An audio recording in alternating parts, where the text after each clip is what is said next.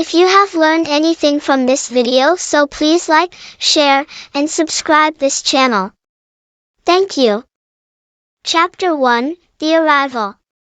I can still recall the warmth of the sun on my face as we drove up the long, winding road to Grandma's house.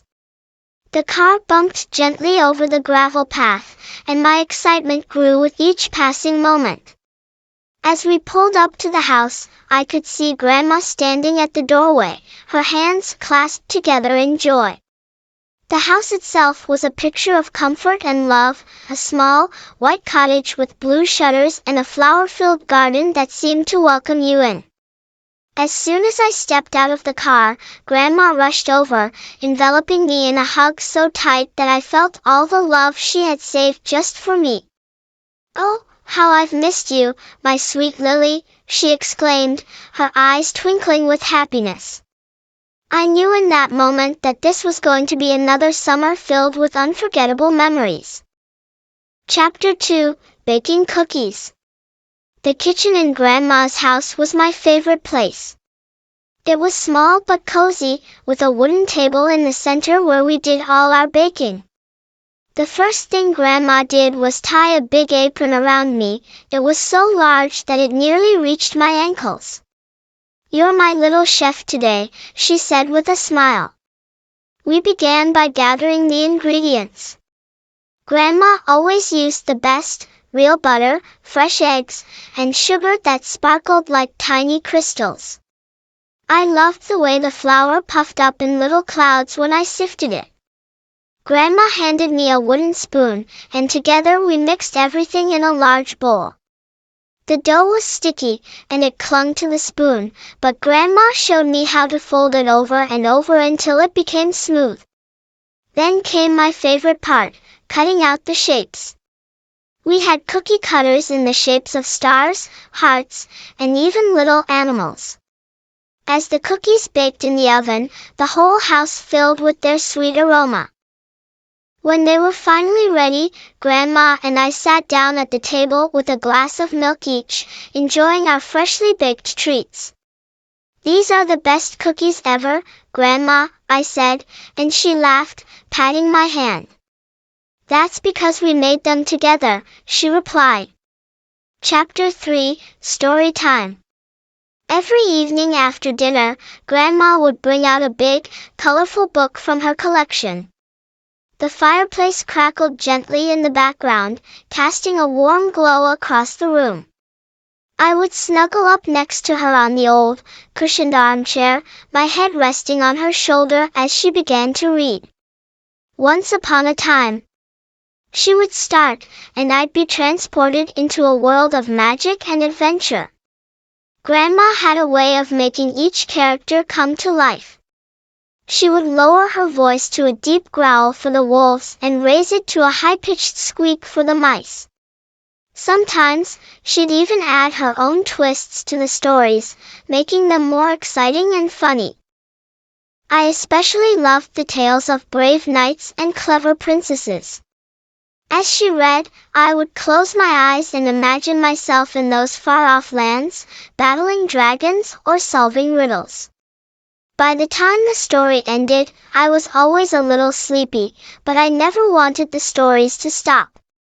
"One more, Grandma, please," I would beg, and she would laugh softly, her eyes filled with affection. "All right, one more," she'd say, and we'd dive into another adventure. Chapter 4, Garden Adventures. Grandma's garden was a world of its own, a place where nature thrived in its fullest glory. Each morning, the first rays of sunlight would filter through the trees, casting a golden hue over the dewdrops that clung to the petals of roses and daisies. I would pull on my rubber boots, eager to join Grandma in the garden. She always wore a straw hat to keep the sun off her face and carried a small basket for collecting herbs and vegetables. "Gardens are like people," she told me once as we planted seeds together. "They need love, care, and patience to grow." We would dig small holes in the soil, placing tiny seeds inside and covering them gently. Grandma taught me how to water the plants just enough, not too little, not too much. The roots need to drink, but they don't like to swim, she'd explain with a wink. As the days passed, we watched the seeds sprout into little green shoots. I marveled at how they reached up towards the sky, growing taller each day. Sometimes, we'd find a caterpillar munching on the leaves or a butterfly resting on a flower. Grandma knew the names of all the plants and insects, and she would tell me stories about how they all played a role in the garden's life. The garden became a place where I learned the beauty of nature and the joy of nurturing something from the ground up. I warmly request you to subscribe this channel. Chapter 5, Picnic at the Park. The park near Grandma's house was a beautiful, serene place, filled with tall trees, a shimmering pond, and wide open spaces perfect for picnics. On one particularly bright and sunny day, Grandma suggested we have a picnic there. I was thrilled at the idea. We spent the morning preparing. Grandma made her famous chicken sandwiches, and I helped by washing the fruit and packing it all into a big wicker basket. We also brought along a large, soft blanket to sit on. As we arrived at the park, we found a perfect spot under a big oak tree, its branches providing a cool shade. We spread out the blanket and unpacked our feast. The sandwiches tasted even better in the fresh air, and the juicy apples and strawberries were the perfect dessert. After eating, we lay back on the blanket, looking up at the sky. The clouds drifted by slowly, and Grandma pointed out shapes that looked like animals and other funny things. "Look, there's a lion," she said, and I squinted, trying to see it. We both laughed when I said it looked more like a big, fluffy cat. After our meal, we took a walk around the park. We fed ducks by the pond, their quacking making us giggle, and we found a patch of wildflowers where I picked a small bouquet for Grandma. It was a simple day, but it was one of the happiest I can remember. Chapter 6, Crafting Together. Grandma's living room always seemed to have a craft project going on. She was a master of making beautiful things out of simple materials. One afternoon, she suggested we make greeting cards for the family. I was excited to try my hand at something new. Grandma brought out her big box of craft supplies. Colorful paper, glitter, glue, ribbons, and stickers.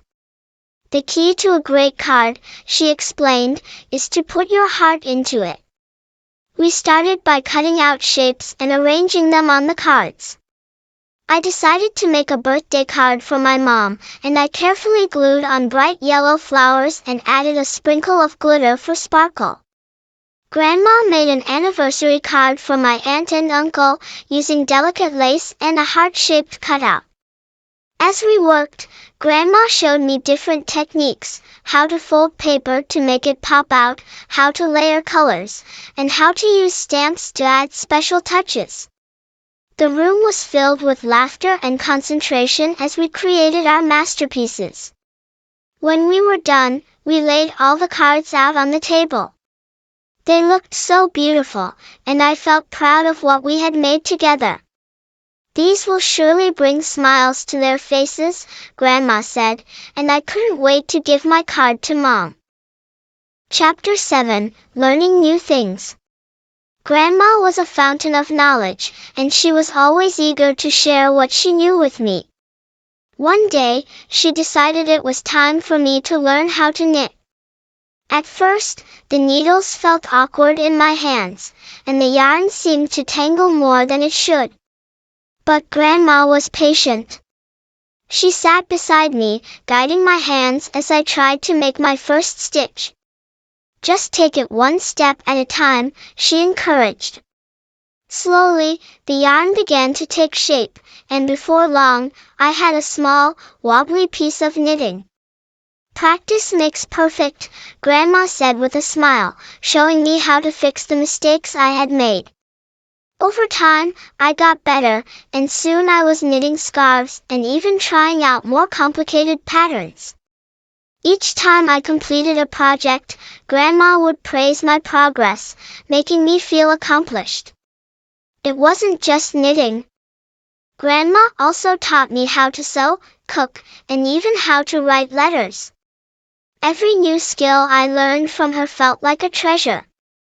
She made me believe that I could do anything I set my mind to. Chapter 8, Winter Wonderland. When winter came, Grandma's house turned into a wonderland. The snow would cover the ground in a thick, white blanket, making everything look like it was straight out of a storybook. Grandma and I would bundle up in our warmest clothes, thick coats, woolen scarves, and mittens, and head outside to play. One of our favorite things to do was build snowmen. We would roll big snowballs, stacking them to create the body and head. Grandma had an old hat and scarf that we used to dress our snowman, and we gave him a carrot nose and pebble eyes. Sometimes, we'd make a whole family of snowmen, each with their own personality. After hours of fun in the cold, we'd head back inside to warm up. Grandma would make us hot chocolate, topping it with whipped cream and marshmallows. We would sit by the fireplace, sipping our hot chocolate, feeling the warmth spread through our bodies. Grandma always knew how to make the simplest moments feel magical. As we watched the snow fall gently outside, she would tell me stories about her own childhood winters, how she used to ice skate on frozen ponds and go sledding down the big hill near her house. I loved hearing about the past, imagining what it must have been like. The winter evenings were cozy and filled with love, as we sat together, knitting or reading, enjoying the peacefulness that only a snowy night can bring. Chapter 9, The Secret Attic. One day, while exploring Grandma's house, I discovered a small door at the end of the hallway. "What's in there, Grandma?" I asked, my curiosity piqued. Grandma smiled, her eyes twinkling with a hint of mischief. "That's the attic, Lily," she said. "Would you like to see what's inside?" I nodded eagerly. Grandma retrieved a key from a drawer and unlocked the door. As it creaked open, a wooden staircase leading up into darkness was revealed. I followed Grandma up the stairs, holding on to the railing as we ascended into the unknown. When we reached the top, Grandma pulled a cord, and a dim light bulb flickered on. The attic was a treasure trove of memories. Old trunks, dusty books, and forgotten toys were scattered around. "This is where we keep the things that tell our family's story," Grandma explained. She opened one of the trunks, revealing old photographs, letters, and trinkets. We spent hours going through the items, each one with its own story. Grandma showed me a picture of her as a young girl, standing in front of the house where she grew up. "This was taken the day I got my first bicycle," she said, smiling at the memory.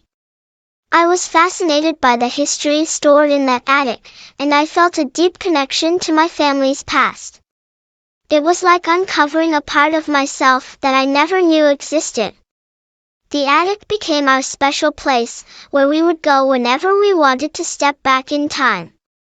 Chapter 10, A Special Tradition. One evening, as we were finishing up dinner, Grandma mentioned a special tradition she had kept for years. "Every year, on the night of the first snowfall, we bake a special cake," she said. I was intrigued. "What kind of cake, Grandma?" I asked. She smiled mysteriously. "It's called a snowflake cake, and it's been passed down through our family for generations." The next day, we gathered the ingredients: sugar, flour, eggs, and a few secret spices that Grandma wouldn't reveal. "You'll have to wait until you're a bit older to learn the full recipe," she said with a wink. We mixed the batter, poured it into a cake pan, and placed it in the oven. As the cake baked, the house filled with a warm, sweet aroma that made my mouth water. When it was done, Grandma carefully removed it from the oven and set it on the table to cool. "Now for the finishing touch," she said, as she sprinkled powdered sugar over the top, making it look like it was covered in freshly fallen snow. The cake was delicious, and as we enjoyed it together, Grandma told me stories about how she used to bake the same cake with her own grandmother. It was a beautiful tradition, one that I knew I would carry on when I grew older. Chapter 11, The Lost Kitten. One afternoon, while we were tending to the garden, we heard a faint meowing sound. I looked around, trying to find where it was coming from. "Do you hear that, Grandma?" I asked. She nodded, her eyes scanning the bushes. "It sounds like a kitten," she said softly. We followed the sound until we found a tiny, shivering kitten huddled under a bush. It was so small and frail, with wide, scared eyes. "Poor thing, it must have gotten lost," Grandma said as she gently picked it up. The kitten meowed pitifully, and I felt a surge of protectiveness. "Can we keep it, Grandma?" I asked, my heart already attached to the little creature. Grandma smiled and nodded. "Let's take care of it for now. We'll see if anyone comes looking for it, but if not, I suppose it can stay with us." We took the kitten inside, where Grandma cleaned it up and gave it some warm milk. The kitten purred contentedly, snuggling into a soft blanket. We named it Snowy, because of its pure white fur. Over the next few days, Snowy became a part of our family. It followed me everywhere, from the kitchen to the garden, and even slept at the foot of my bed. I loved having Snowy around, and Grandma enjoyed watching us play together. It was another wonderful addition to the many happy memories I was making with Grandma. Chapter 12, The Old Clock. There was an old grandfather clock in Grandma's living room, tall and majestic, with a face that seemed to have witnessed centuries of time. I had always been fascinated by it, the way it ticked so steadily, the deep chime that rang out every hour. One day, while dusting the clock, Grandma noticed my interest. "This clock has been in our family for generations," she explained. "It was given to my grandparents on their wedding day." She opened the glass door, revealing the intricate gears inside. "It's more than just a clock, it's a symbol of the time we've all shared together." I loved the idea of a clock that held so much history. Grandma showed me how to wind it up and set the time. "Always remember," she said, "time is precious. Spend it with the people you love." From that day on, I took special care of the clock, winding it up every evening and listening to its steady tick-tock as it counted the moments of our lives. It became a comforting sound, one that reminded me of the importance of cherishing each second with Grandma. Chapter 13, The Quilt of Memories. One rainy afternoon, Grandma pulled out a large, colorful quilt from the closet. "This is the quilt of memories," she said, unfolding it carefully. The quilt was made up of dozens of different squares, each one with a unique pattern. "Each square represents a special memory or moment in our family's history," Grandma explained. She pointed to a square with a bright red heart sewn into it. "This one is from the day your parents got married," she said with a smile. There were squares with flowers, stars, animals, and even a small piece of fabric from my baby blanket. "It's beautiful, Grandma," I said, running my fingers over the soft fabric. "Would you like to add a square?" she asked.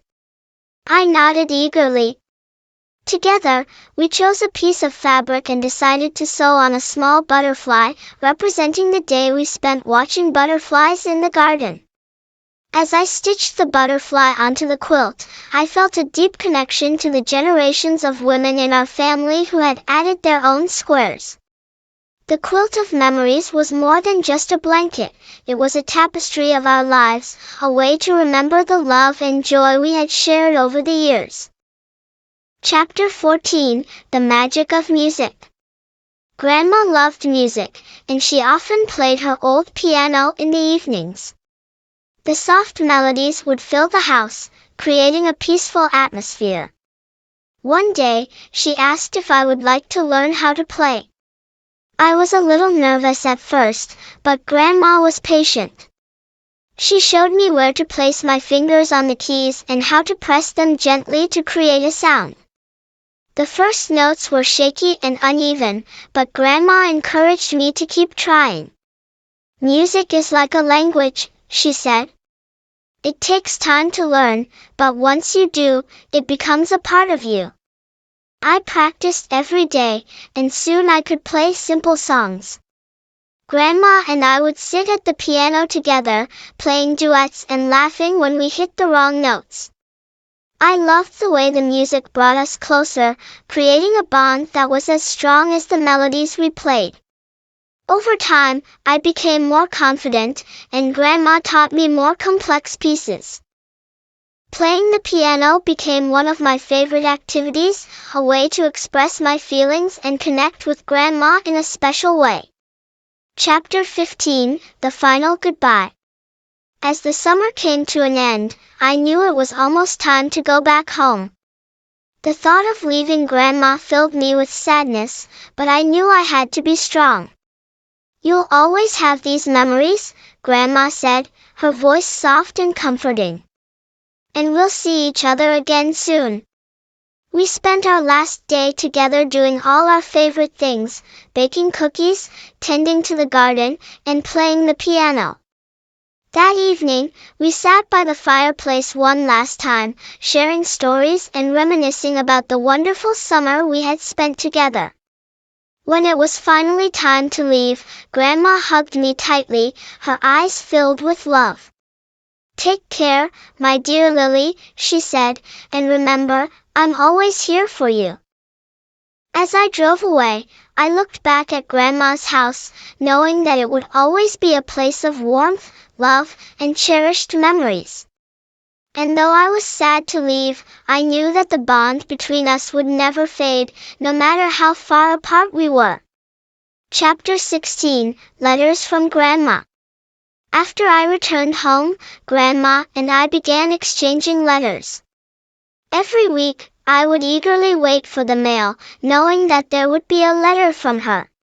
She always wrote in beautiful, flowing handwriting, and her words were filled with warmth and love. In her letters, Grandma would share updates about the garden, how Snowy was doing, and little anecdotes about her daily life.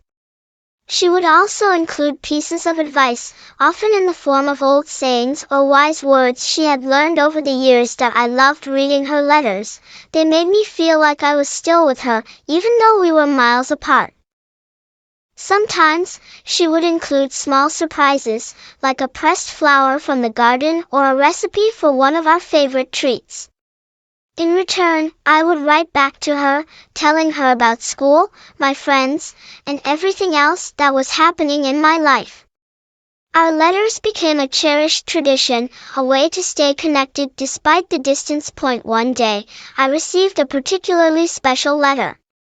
Inside was a small piece of fabric, along with a note that read, "For your first square on the quilt of memories, Lily. Sew this on, and think of all the wonderful times we've shared." The fabric was from one of Grandma's old dresses, and I could remember her wearing it on many happy occasions. I carefully added the square to the quilt, feeling proud to contribute to something so meaningful.